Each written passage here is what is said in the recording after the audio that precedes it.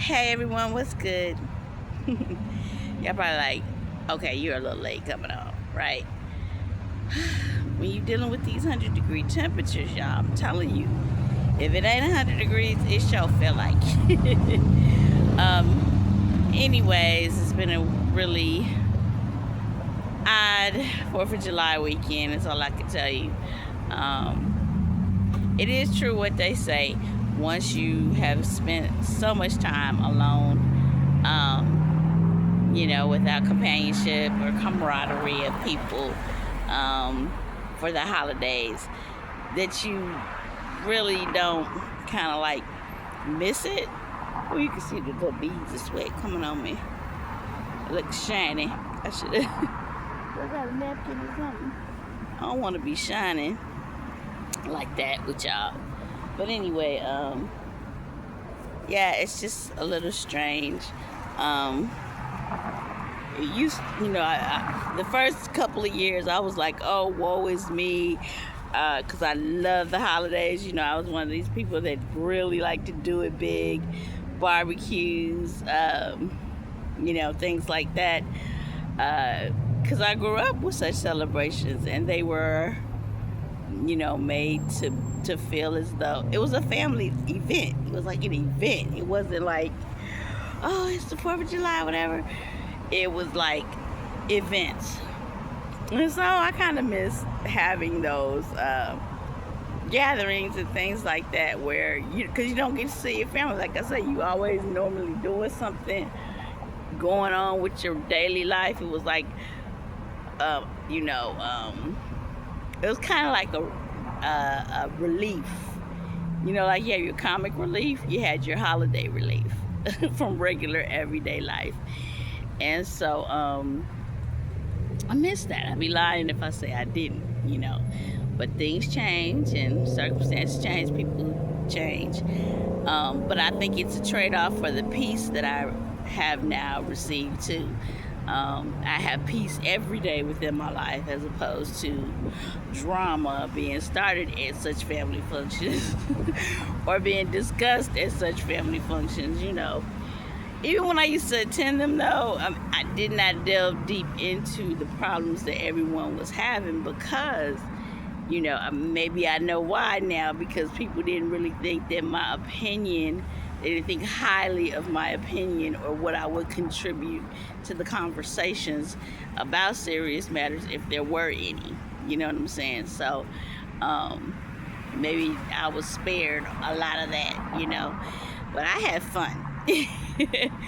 And so when I started to give these events, when I did start coming into money and coming into my own, people really thought that I was trying to be funny, right?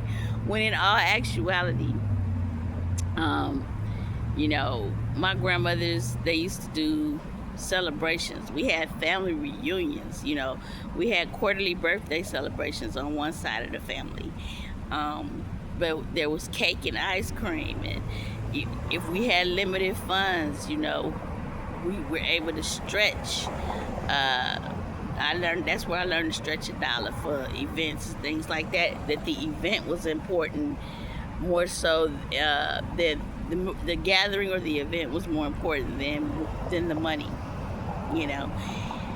And we would do what we would need to do to with my grandmothers and the governing family members would do what they needed to do to ensure that everybody had a good time, regardless of their financial circumstances. And so that's where I get it from, right? So I was not a stranger to it. Whereas that's why it's important. Like I told you, God bring people together for a reason.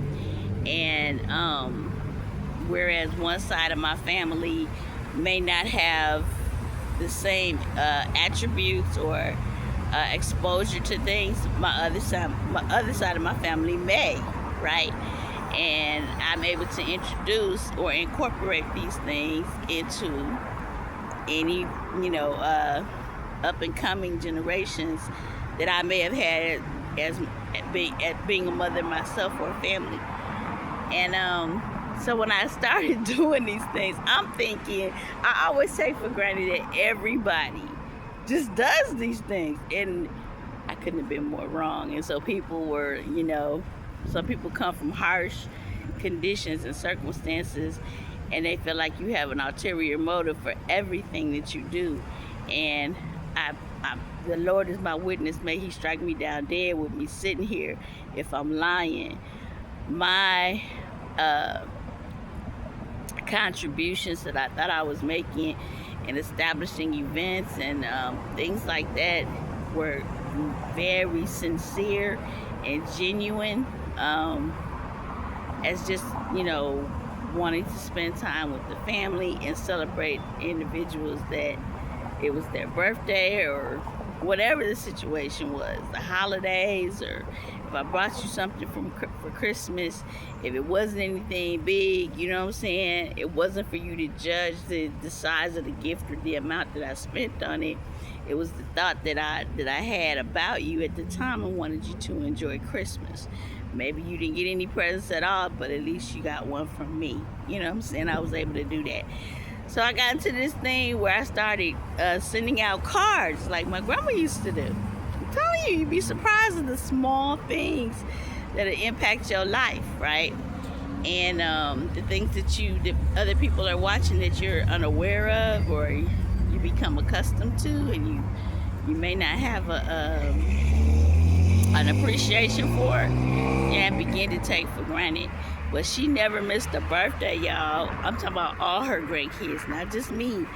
And her kids, she never missed a phone call just to, say happy birthday or whatever. She was very much into the little things. And so I am sentimental in that way.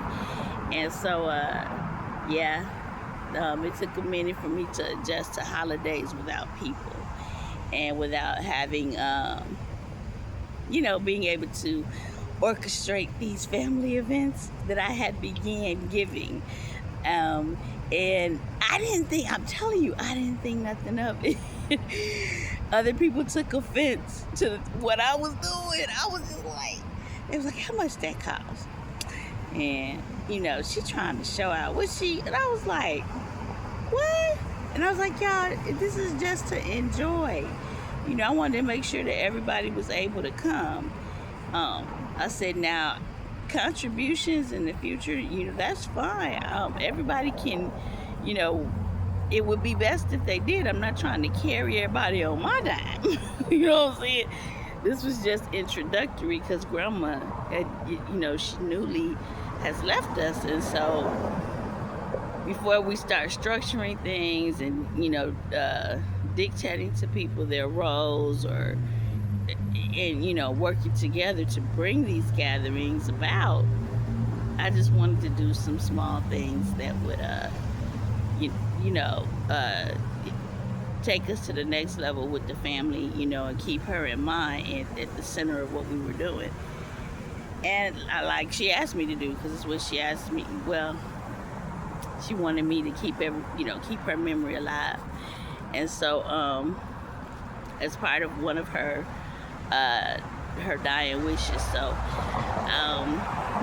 again, I was not trying to be the center of attention and all eyes on me and I got money and you don't or something like that. It was nothing like that. Y'all, we was at the bowling alley. It's just that I do things a little different than other people. And so I'm always looking for things that are, how can I say it, that have a little bit more of unique. So it's an experience as opposed to, we just went bowling. You know what I'm saying? I look for things, but I'm like that with all things. Being an artist, like I told you, I look for things that catch my eye that I think other people would possibly enjoy. it's not to show off, it's to share the beauty and the experience with somebody else from what I see and the things that I do. I did a lot of team builder events for the corporations that I work with. When you're a supervisor or a manager, you do team builder events to build the morale of your staff, right? And so I was privy to corporations that were big on this, right? And so we would bounce, that gave me exposure to places. I was like, oh, this is what they do. And my little cousins, they probably would remember. I was thinking about it the other day. I was like, oh, we did do that.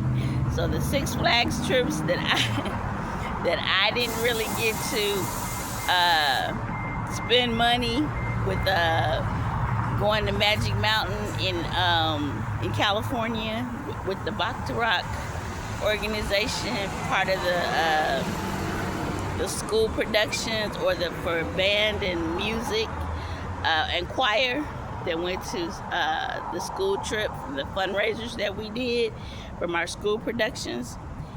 I didn't have any, like I told y'all, extra money. Daddy didn't have money just to give me so I could spend like the $100 or $200 that the other kids, their parents gave them, in addition to our admission being paid for by the fundraiser. So I was just there. I was just happy to be a part of it. But this is what God do. Nobody but God. My little cousins, at my job, they were doing a fundraising event for Six Flags here in Arlington, in the Dallas-Fort Worth area in Arlington. Arlington being the suburb of the Dallas-Fort Worth area. So they were like, we're going to have Six Flags Family Day. Y'all know I ain't got no kids, no husband, whatever. And they give you so many tickets. And, like I said, I didn't do a lot of socialization on the job. And I took this opportunity for them to see me outside of work. As at the time, I was indeed going for a supervisor position, I believe, too. So I was like, let me show my face, you know what I'm saying, as part of this social networking here. And so I was like, I said, who? I said, oh, I can take my cousins, right? And they'll remember this. I took them to Six Flags. How we boarded the buses with the company, and they drove us out to the location, and as part of the group event. And so I didn't have to drive and all of this here, and we really enjoyed ourselves. We had a nice day, and at the time, I thought about the whole Six Flags things when I was little, and how I didn't get to attend it with my family. We never went to Six Flags as a family when I lived with my father and things like that. So I was like, well, at least the kid. And I've been big on that with kids. Kids can sit at home and watch TV all day.